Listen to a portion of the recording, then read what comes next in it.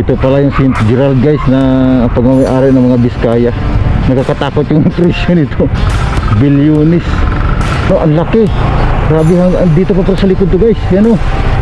Grabe, nakakalula pala yung laki. No, kabilaan pala. Kabila niya. Tapos ang laki pa. Saka yun doon sa Malinaw. Ah, mayroon pa doon sa kabila. Sarap ng Jason Cristo. No, nakalagay nakaw. Nakaw guys. May mga sakyan pa lang eh. Lalo pag napasok ng loob yan. Malulukay mga sakyan dyan. Lalo yan, mga sakyan yan. Yan. Diba? Ayun yung pinakabahay niya. May garahe pa rin sa ilalim yun. Ayun na, may lalabas guys. Oh, high-tech. Yung mismong gate is automatic guys, no? Automatic sensor siya, sensor. Detect ng mga tao na lalabas o papasok is automatic sa nabubukas.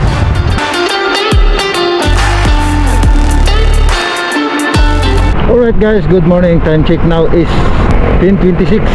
Yun guys, no, andito tayo sa habaan ng Tigas Avenue.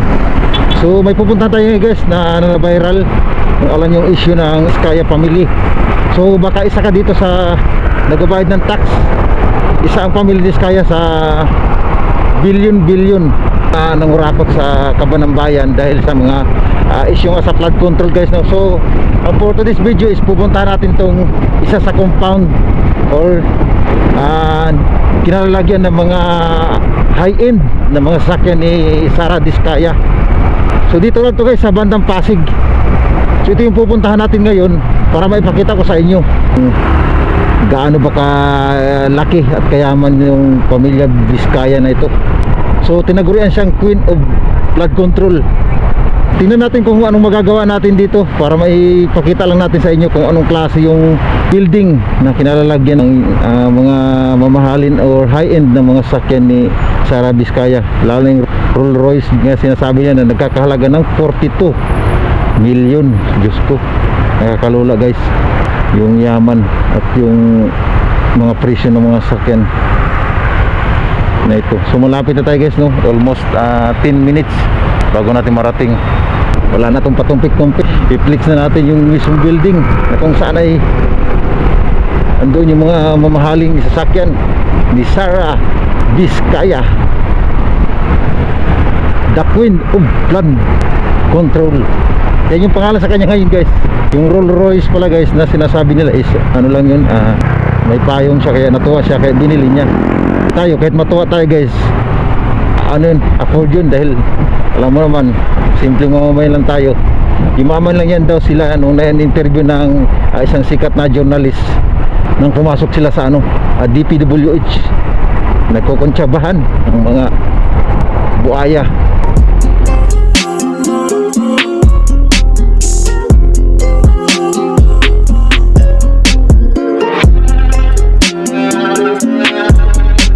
Kakanan tayo dito guys, almost 7 minutes na lang marating natin yung St. Gerald Construction and Development. Alright, so ayan, Caroncho Avenue na to guys, dito mismo.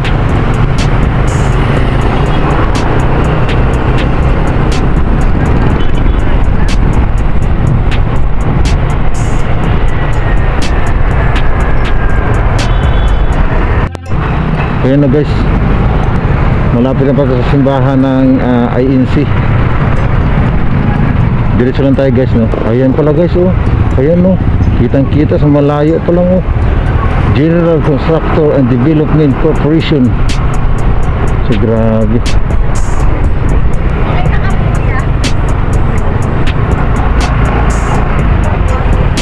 Ayan pala guys, sa harapan.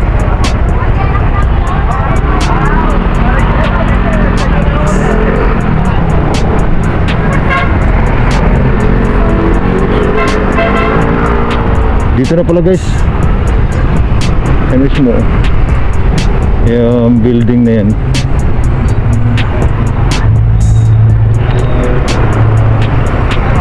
Pakita ko sa'yo guys, malamang to yung mga to, nakabantay na pulis. Yan guys, grabe guys, oh. Ito pala yung St. Gerald guys na pagmamayari ng mga Biskaya. Nakakalula, grabe.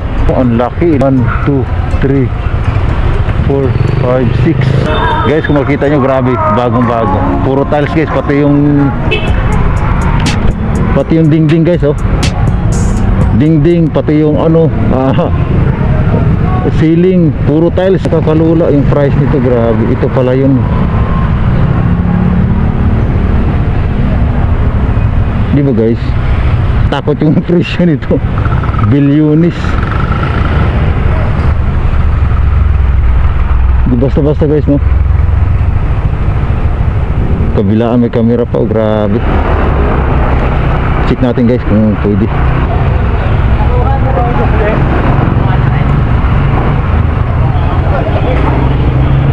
Grabe. Pasok tayo dito guys. Lupit.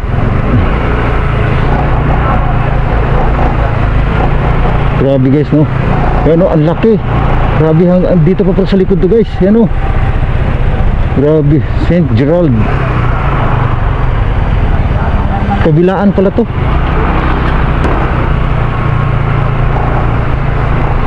Kabilaan guys yung building na to. Nakalula, ang laki. Grabe.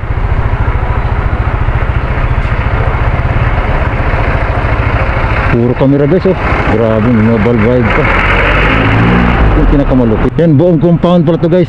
So mayroon din dito sa kabila guys na pagmamayari din ng mga Biskaya. Grabe guys, ito yung nakakalula na yaman ng mga Biskaya mismo dito guys, no. So mag-standby muna tayo saglit. St. Gerald Construction, General Contractor and Development Corporation. Grabe guys. Kanina daw dito guys, may nagrarally daw dito kanina eh. Nung ano, as per nung mga residente dito na nakatira. Madami ditong media na nakatambay sa harap mismo. Kasi kanina nga may nagrarally. Grabe guys. May mga ayan, mga naka-duty na gwardiya sa ano guys, no. Ayan na, may lalabas guys. Kala mo guys, oh, high-tech.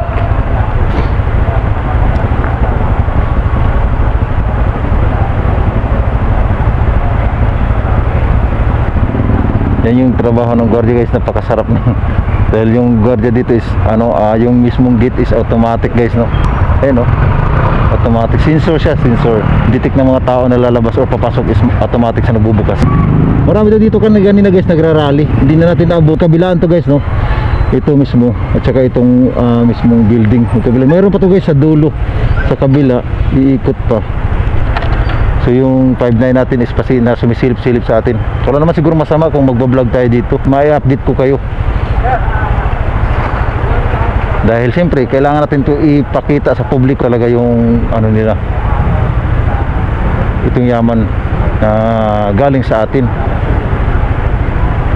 na mga nagbabayad ng tax. Marami nakalagay guys, oh. Nilagyan na, pini-spray nakaw, yan, oh. Nakaw. Grabe. Ayan, oh, si CGC parking entrance. Ito parkingan to guys sa mga sakyan. So ayon kasi sa napanood natin na balita is almost 28 na luxury cars ang andito, under monitoring na ng BOC, ng Bureau of Customs. So guys, abanti tayo sa kabila. Iikot tayo guys, na tapos pag ikot natin doon sa kabila, ikot na magpapalipat tayo ng drone.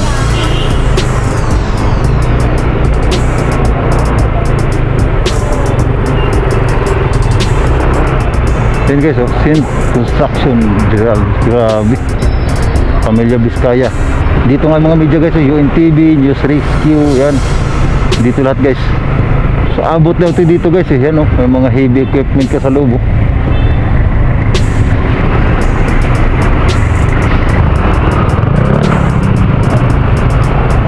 Iikot tayo guys. Iikotan na natin tapos palilipar natin ng drone.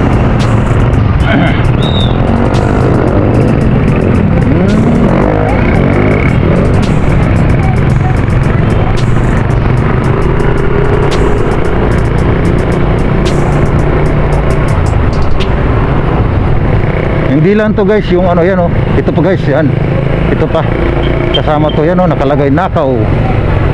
Nakaw guys. isa pa to guys na ano, grabe ang lawak nito, sobra. Grabe guys, no? Makikita nyo sobrang lawak ng ano na to, gate na to. Pag may-ari pa rin to ng mga Biskaya. Pati ito guys, oh, kabilaan. Diba guys? Hindi grabe. Grabe yung yaman ng mga Biskaya guys, no?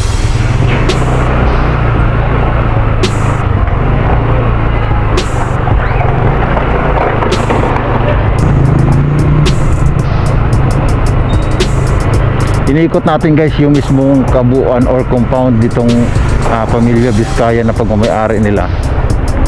Sobrang laki, sobrang lawak, grabe. Makikita nyo guys, grabe, sobra. Nakakalula yung ano na ito.